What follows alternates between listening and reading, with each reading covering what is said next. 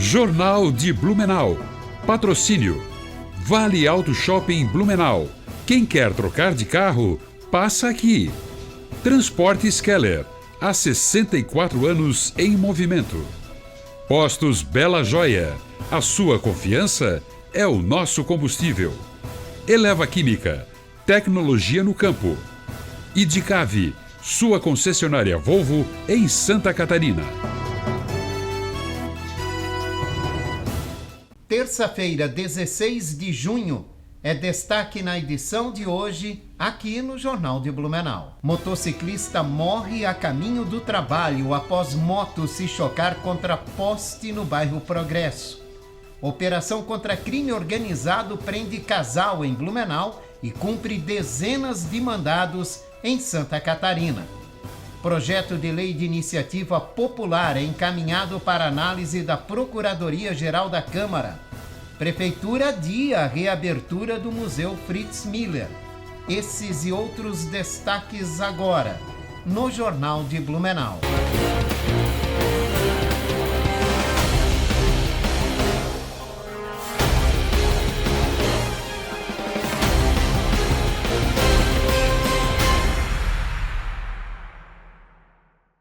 Olá, boa noite. O clima deve mudar nos próximos dias em Blumenau, com queda nas temperaturas e alternância entre sol e chuva. Para amanhã, a previsão do Alerta Blue indica a chegada de um ar mais seco e frio, que provoca um amanhecer gelado com mínima entre 8 e 10 graus. Ao longo do dia, o sol aparece e ajuda a elevar a temperatura, que pode chegar a 24 graus.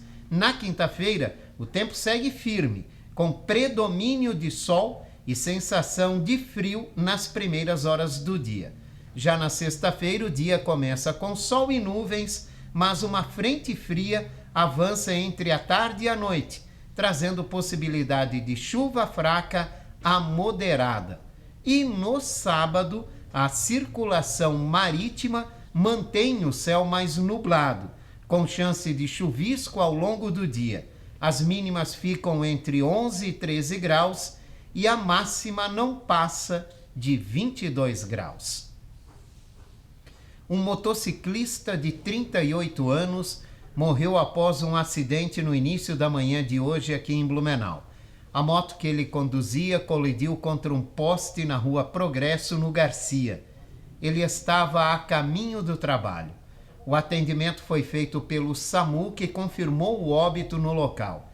Segundo uma testemunha, o motociclista teria se perdido ao ultrapassar um carro em uma curva, que teria provocado a colisão contra o poste. A Polícia Civil prendeu um casal em Blumenau durante a operação Correios do Crime, deflagrada na manhã de hoje. A investigação aponta que os dois atuavam como elo entre presos e integrantes de uma facção em liberdade, usando cartas para repassar ordens, cobranças e informações financeiras do grupo criminoso. Ao todo, a ação da Polícia Civil cumpriu dezenas de mandados de prisão e de busca dentro e fora do sistema prisional e segue apurando a participação de outros envolvidos. A Comissão de Constituição e Justiça da Câmara de Blumenau encaminhou hoje para análise da Procuradoria o projeto de lei de iniciativa popular que propõe mudanças no transporte coletivo da cidade. A proposta apresentada pelo Sinditranscol reúne cerca de 16 mil assinaturas. O texto prevê a presença obrigatória de 2 profissionais por ônibus, motorista e agente de bordo. A expectativa agora é que o parecer seja encaminhado até a semana que vem, quando deve ser analisado pela CCJ. O pedido de investigação parlamentar sobre o prorrogamento do contrato da merenda escolar nos últimos dias da gestão de Mário Hildebrandt vai ser avaliado pela Procuradoria da Câmara de Blumenau. O deputado Ivan Nats entregou um documento com uma denúncia e pedido de investigação nesta segunda-feira. O presidente da Câmara, vereador Ito de Souza, lembra que uma CPI só pode ser aberta por encaminhamento de um dos vereadores e com apoio de outros 4 parlamentares. Também lembrou que a CPI do esgoto custou R$ 460 mil para a Câmara e que agora o SAMAI já admite utilização de caminhões limpa-fossa no sistema e não se descarta o aumento da tarifa.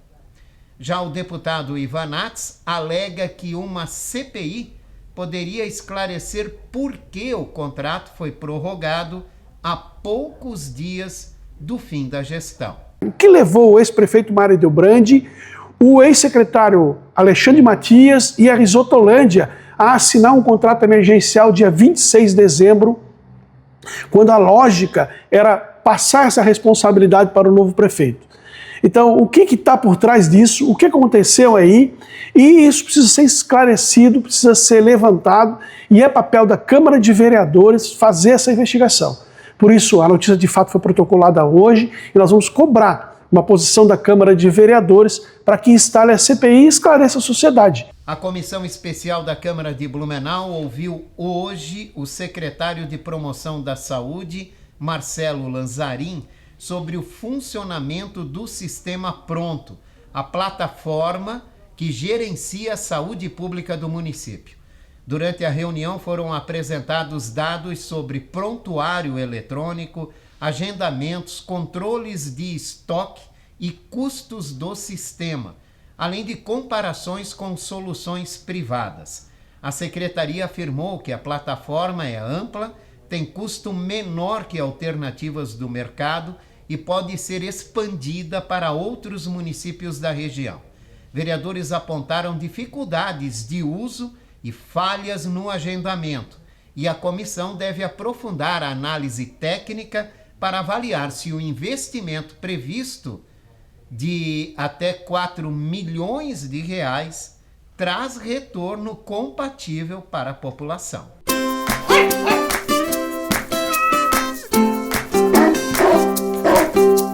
Olá Jorge, olá amigos, vamos com mais um quadro Animais da Cidade. Hoje eu quero falar de um tema que eu já falei em outras colunas aqui na TV Galega, né? Mas sempre é um tema recorrente, já faz um tempinho que nós não abordamos mais esse assunto e todas as semanas eu recebo, né, situações nesse mesmo aspecto, que é o quê? O abandono dos animais. E aí é aquela história, né? Poxa, Eleomar, esse meu cãozinho aqui, né? Eu localizei na rua, enfim, mas eu não posso ficar com ele. Como é que a gente pode fazer? Ou mesmo a pessoa que vai se mudar, eu nunca entendo por que não pode ir o animal junto, ela não se programa para isso, né? Mas ela também tem um animal para doar. É que geralmente a pessoa pensa que, bom, quem está envolvido com a causa, né, só tem aquele animal como preocupação, né? Ah, não, tudo bem, traga o seu animal e, né, deixa o resto que vai dar tudo certo. E não é assim, pessoal.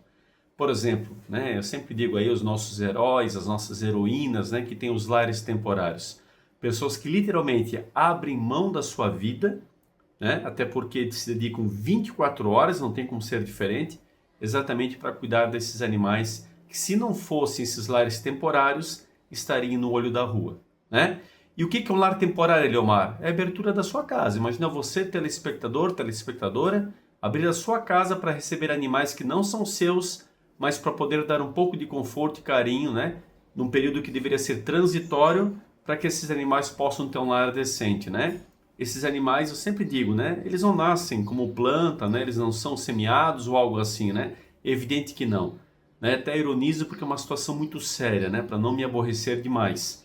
Mas a verdade é que são criminosos, são irresponsáveis, são pessoas que nunca deveriam ter tido um animal, que acabam abandonando esses animais no olho da rua. O que às vezes eu agradeço é que talvez, né, na guarda, né, desses verdadeiros criminosos, talvez esse animal daqui a pouco não existiria mais. Pelo menos na rua, se ninguém atrapalhar a vida dele, ele tenta evidentemente se virar. Mas é muito triste esse cenário.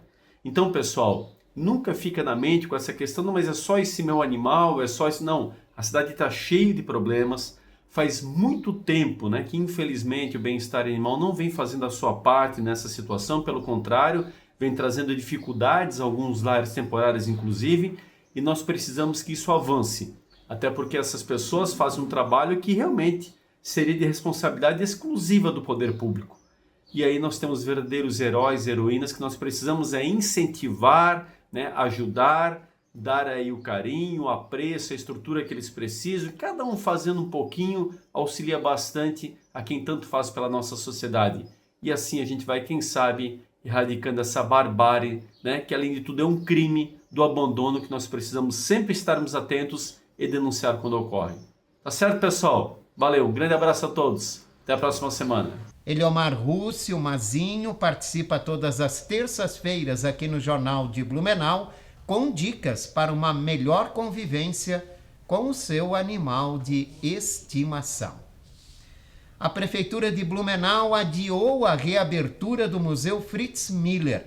Prevista para amanhã, a cerimônia foi remarcada para o dia 25 de junho, às 9 da manhã. O atraso, segundo a Prefeitura, ocorre devido às condições climáticas que comprometeram a conclusão dos serviços finais da reforma. E foi concluída a reforma da passarela de pedestres da Ponte do Salto, que estava há mais de 5 anos sem receber reforma. A estrutura passou por revitalização completa, com troca do piso e dos guarda-corpos, gerando mais segurança a quem faz a travessia diária. O novo concessionário da Prainha de Blumenau planeja movimentar o espaço com eventos culturais e shows aos finais de semana, além de estudar a instalação de um bar ou uma choperia.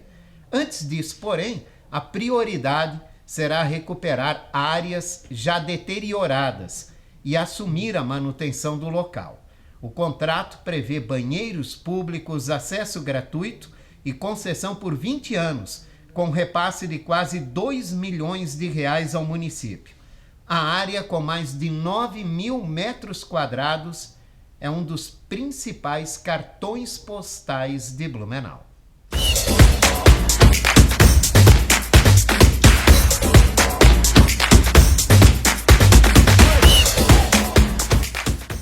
Muito boa noite, Jorge. Um grande abraço a você, a todos os telespectadores do Jornal de Blumenau da TV Galega. Tá rolando a Copa do Mundo nos Estados Unidos, no Canadá e também no México, e os jogos rolando e aparecem heróis interessantes e improváveis, né? Numa Copa do Mundo, por exemplo, o Josimar Dias, que até ontem era uma figura desconhecida, bobear até mesmo no seu país, né? Que é Cabo Verde. Lá ele devia ser conhecido porque ele é o goleiro da seleção. E hoje ele é um dos homens conhecidos pelo mundo inteiro. E vejam também o poder da imprensa, né? Nesse tipo de evento. Ele tinha 50 mil seguidores no Instagram. O Vozinha, né? Que é o goleiro de Cabo Verde, que segurou a Espanha, garantindo o empate entre Espanha e Cabo Verde em 0-0 pelo Grupo H da Copa do Mundo, né? E o Vozinha, ele tinha 50 mil seguidores no Instagram, o Josimar Dias, e hoje ele tá com praticamente 7 milhões de seguidores. Uma brincadeira, né? Um pedido aí, principalmente da Cazé TV.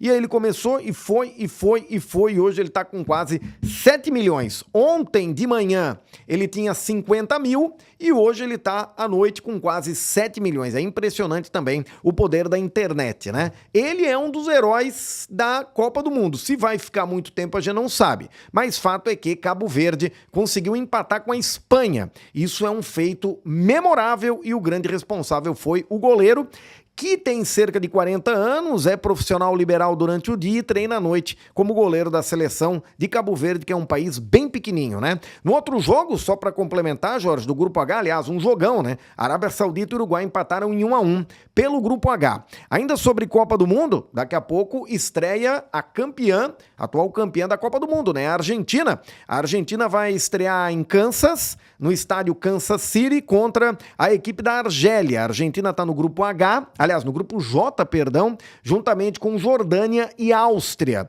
O jogo da Jordânia e da Áustria vai ser na madrugada agora, 1h da madrugada, já desta quarta-feira, né? Daí o cara tem que ser campeão também para acompanhar esse jogo, mas tem gente que acompanha todos os jogos, então tem esse também para acompanhar, né? Jorge, está confirmado os horários também do jogo do Blumenau Esporte Clube, ou dos jogos do Blumenau Esporte Clube no mata-mata da Série B do Campeonato Catarinense, da Série D do Campeonato Brasileiro. Datas confirmadas, dia 20 agora, sábado agora, no estádio 19 de outubro em Juí, 3h30 da tarde, tem o time de Juí contra a equipe do Blumenau, né? E o jogo de volta marcado para o dia 27 de junho, às 3h da tarde, no estádio do Césio, Complexo Esportivo aqui de Blumenau. Lembrando que antes desse jogo de sábado contra o São Luís, o time do Blumenau vai a Tubarão. Quarta-feira, 3h da tarde, o Beck encara a equipe do Tubarão pela 10ª rodada da Série B do Campeonato Catarinense. Então, Blumenau sai aqui de Blumenau hoje, amanhã joga contra o Tubarão e depois nem volta mais para Blumenau. Já vai direto para Ijuí para enfrentar o São Luís no sábado, né? Jogo de mata-mata, como a gente comentou. Lembrando que o Beck, nesse momento, é o 4º colocado da Série B do Campeonato Catarinense, tem 19 pontos, mas se vencer, vai para a primeira colocação, ultrapassa o Metropolitano, que nesse momento é o primeiro colocado. Jorge, grande abraço a você e a todos os telespectadores do Jornal de Blumenau da TV Galega. A seguir vamos falar sobre uma pesquisa com torcedores de futebol de Blumenau sobre o antigo Deba, o estádio Aderbal Ramos da Silva. A gente volta já já.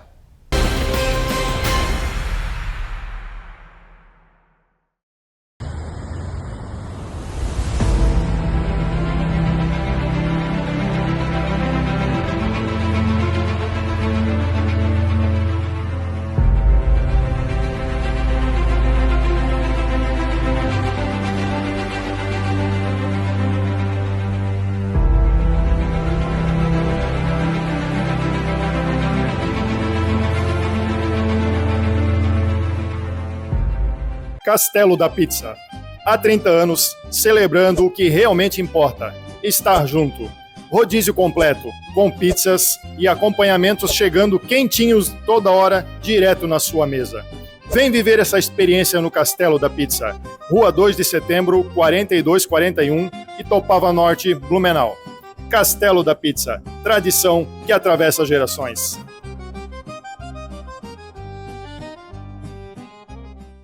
Na churrascaria Tiffany, tradição e sabor caminham juntos há mais de 90 anos. Ambiente aconchegante e perfeito para toda a família. Aberto de terça a domingo para o almoço e nas sextas e sábados também à noite. Venha saborear o melhor churrasco da região. Rua Amazonas 2322, no coração do Garcia. Peça também pelo telefone 3324-0807. Churrascaria Tiffany, o sabor que atravessa gerações. Dicave Volvo, referência em prestação de serviços, venda de caminhões e ônibus. Ampla cobertura no estado com 14 filiais. Completa estrutura para atender com rapidez transportadores de todo o Brasil. Venha conhecer a Dicave Blumenau, às margens da BR-470. São 2.800 metros quadrados com todos os serviços de mecânica e todas as soluções para o seu caminhão. Possui 12 box, showroom de vendas, sala de motorista, área de treinamento, refeitório e amplo pátio. Aproveite e tenha 2 anos de garantia em peças genuínas Volvo. Entre em contato e agende seu serviço. Dicave, a sua concessionária Volvo em Santa Catarina. Estamos de volta aqui no Jornal de Blumenau, agora com o nosso bloco de entrevista. Hoje eu converso com o professor historiador Marcos Alvito. A gente vai falar sobre um levantamento, uma pesquisa que o professor está fazendo aqui em Blumenau, com torcedores do futebol, com amantes do futebol, sobre o antigo Deba, o estádio Aderbal Ramos da Silva.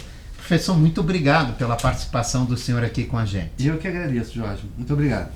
Bom, antes da gente entrar nessa pesquisa que o senhor está realizando, conte um pouco pra gente da sua história, né? O senhor é carioca, veio há pouco tempo aqui para Blumenau, Santa Catarina. O que atraiu o senhor para cá? O que fez o senhor ficar aqui?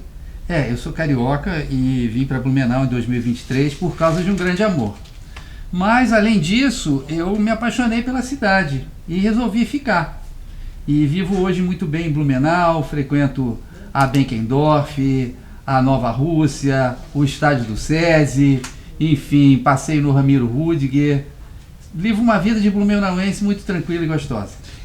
Durante o período que o senhor ficou no Rio de Janeiro, além de lecionar, o senhor fez muitas viagens internacionais, muitas pesquisas e lançou vários livros, né? O que a gente pode destacar dessas obras que o senhor lançou? Olha, eu gostaria de falar de duas. Uma eu tenho um carinho muito grande, porque foi a primeira obra que eu escrevi que não é acadêmica, se chama Histórias do Samba, de João da Baiana a Zeca Pagodinho. E que me deu muito prazer em escrever. E a segunda foi um livro que eu escrevi sobre o futebol inglês, se chama Rainha de Chuteiras, um ano de futebol na Inglaterra, em que eu estive lá pesquisando, fui a jogo com o Hooligan, fui a jogo com a polícia, fui a jogo feminino, fui a jogo da 8ª divisão, fui a jogo da Champions League, da Premier League, enfim, foi muito bacana. E o que o senhor viu lá na Inglaterra, né, que chamou mais a atenção do senhor? Olha, o que me chamou a atenção é que realmente naquele momento já a Premier League tinha se tornado a maior liga do mundo, né? E houve uma expulsão econômica dos torcedores. Então naquela época já o torcedor da Premier League era um sujeito com 47, 48 anos, a juventude já não podia mais frequentar porque não tinha dinheiro, a Premier League tinha se globalizado, até fui a um jogo no estádio do Arsenal e um torcedor do Arsenal puxou uma canção, né, que antigamente os torcedores todos entoavam, e viu que ninguém estava cantando, porque só tinha turistas. Então ele xingou, eu não vou falar aqui em inglês, mas digamos assim, seus desgraçados do turista que não sabem nem uma música e tal. Então a Premier League, por um lado, tinha um sucesso enorme, né, tecnicamente falando, mas por outro lado tinha se descaracterizado enquanto um fenômeno ligado às camadas mais populares. E logo depois que eu voltei para o Brasil, eu percebi que esse mesmo processo estava ocorrendo aqui, né? Antes da Copa de 2014, muitos estádios foram transformados em estúdios de futebol. Eles são feitos para a televisão filmar o jogo, mas não são feitos mais para a gente ir lá torcer. Felizmente, isso não ocorre em Blumenau, a gente tem futebol de verdade ainda aqui, inclusive sem VAR, que é uma desgraça. Na opinião do senhor. Na minha opinião. Tudo que eu estou falando é minha opinião, não quero responsabilizar ninguém, só eu. Então, do jeito que vai, o senhor acredita que o futebol pode estar correndo risco de uma despopularização? Com certeza, porque hoje o futebol ele é, sobretudo, um show televisivo, né? Os estádios, como por exemplo o estádio do Botafogo e Newton Santos, eles são feitos para filmagem.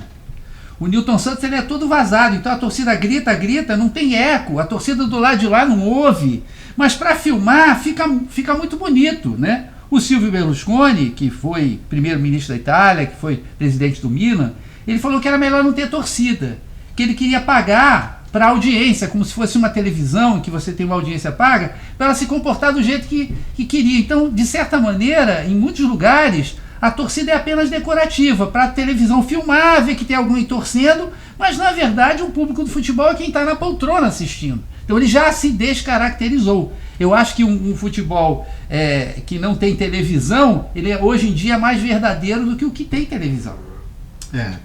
No Rio o senhor é flamenguista, veio para Santa Catarina e virou bequiano. Sim. O que fez o senhor, né, em tão pouco tempo, ganhar o gosto para ser um torcedor do Beck hoje? Para começar, o Beck é filho do Palmeiras. E o Palmeiras é o filho do povão em Blumenau. É um fla-flu, né? O Beck era como se fosse... O Palmeiras era como se fosse o Flamengo e o Olímpico, grande clube, era como se fosse o Fluminense. E eu tenho que torcer para o Flamengo de Blumenau, que no caso é o Beck. Mas também devo dizer que meus dois amigos, o Eduardo Deschamps e o Jean Frederico, né, que eu chamo respectivamente de língua e de bebê, né, estão me ensinando a torcer pelo Beck, estão me contando histórias. Então, à medida que vai passando o tempo, vai aumentando o meu amor pelo Beck. E como um bom pesquisador, as histórias envolvendo o estádio Aderbal Ramos da Silva, que o senhor não teve a felicidade de conhecer ou ver um jogo lá, acabou chamando a atenção do senhor ao ponto do senhor querer realizar uma pesquisa para eternizar essa história em um livro. Você sabe, a maior história de amor, né, a mais eterna, é de Romeu e Julieta, que já tem Sim. mais de 400 anos e continua a ser contada. E é uma história trágica, que termina em morte. É uma história de um amor impossível entre os Montecchio e o Capuleto. Então, o meu amor pelo Deba é um amor impossível, porque eu jamais vou ver um jogo no Deba. Mas os torcedores vão me contar o significado para eles de ir a um jogo no Deba. Um garoto de 7 anos que vai a um jogo pela primeira vez, que nem eu fui pela primeira vez no Maracanã, né? O Flamengo perdeu de 4-1 pro Botafogo numa final, né? Mas meu pai foi embora antes do jogo terminar, e eu jurei para mim, e cumpri esse juramento, que jamais iria embora de um jogo antes dele terminar. Então você vê como é que isso foi marcante na minha infância, depois na minha adolescência. Eu creio que a vida de muitos torcedores, né, ficou marcada pelas primeiras idas ao Beck, né, por o momento que eles puderam ir ao Beck sozinhos, foram ao Beck com os amigos. Quer dizer, isso se mistura com a própria história de vida deles. Eu não quero recuperar a história do Deba. Eu quero recuperar a história do significado do Deba para os torcedores que frequentavam. Inclusive, né, com muita gentileza, também os torcedores do Grêmio Esportivo Olímpico. Bom, nas primeiras conversas que o senhor já fez, o que tem lhe chamado a atenção? Primeiro, um carinho imenso, uma nostalgia enorme que esses torcedores têm pelo Deba, né? Como foi marcante na vida deles.